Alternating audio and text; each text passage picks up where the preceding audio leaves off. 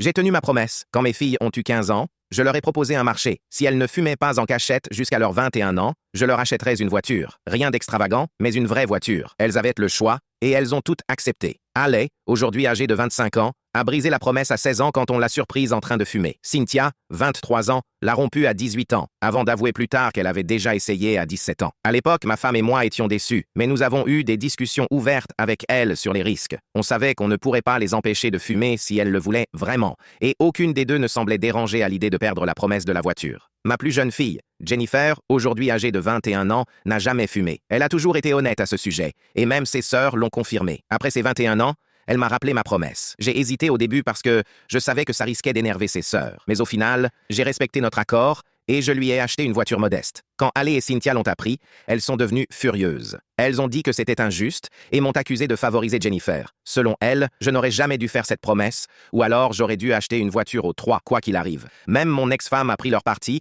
en disant que je n'aurais pas dû acheter la voiture à Jennifer. Mais pour moi, ce n'était pas du favoritisme. J'ai simplement tenu ma parole. Jennifer n'a pas brisé l'accord, alors pourquoi n'aurait-elle pas droit à ce qui lui avait été promis? Alec et Cynthia ont fait leur choix il y a des années et je l'avais accepté. Maintenant, pourtant, je commence à culpabiliser.